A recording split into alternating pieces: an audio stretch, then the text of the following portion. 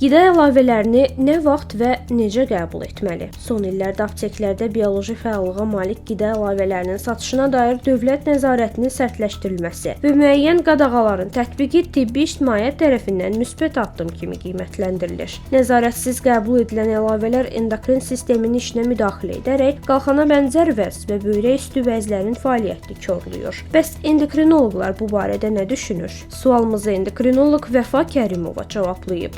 Qida əlavələri əlbəttə ki, mənim fikrimcə vacibdir. Xəstələrin analizlərini yoxlayıb baxırıq ki, bəzi minerallar və vitaminlər çatışmır. Onda mütləq şəkildə mən qida əlavələrin əleyhinə deyiləm.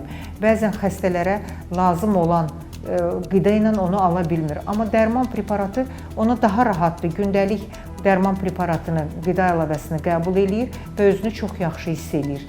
Məsəl üçün, indi bilirsiniz, çox dəbdə olan D vitaminimiz var. Necə xəstə onu qəbul etməsin? Yaxud da ki, maqni preparatları var, xəstənin qıcolmaları olur, gecə yuxusuzluğu olur, qəbizliyi olur. Maqninin müxtəlif növləri var ki, biz onu təyin edirik. Qida əlavələri müalicə deyil. Qida əlavələri xəstənin yaşamını daha yüngülləşdirir. Bildiniz necə? Bir xəstə çox əsəbidirsə, yuxusuzdursa, biz ona niyə bir maqni qlisinat verməyək ki, axşamlar rahat yatsın?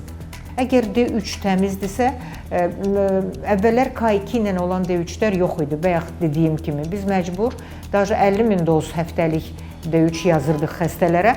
Amma bir müddət sonra xəstə gəlir, elə necə analizi 20-lərdə, 15-lərdədirsə, eyni də qalır. Hal-hazırda dərman bazarında D3 K2 ilə var, yazırıq və çox gözəl nəticələrimiz var. 2 ay, 3 ay müddətində gəlir normasına düşür. Mütləq K2 ilə bir yerdə qəbul olunmalıdır. Qeyd edək ki, qida əlavələrini orqanizmin normal fəaliyyətini dəstəkləmək üçün gündəlik rasiona əlavə edilən vitaminlər, minerallar, amin turşuları, bitki ekstraktları və probiotiklər kimi bioloji fəal maddələr daxildir. Dövlət tərəfindən tətbiq edilən məhdudiyyətlər vətəndaşları yalnız müalicədən və lazımsız maliyyə itkisindən qorumaq xidmət eləyir. Sağlamlığınızı reklam şüarlarına deyil, mütəxəssisə etibar edin.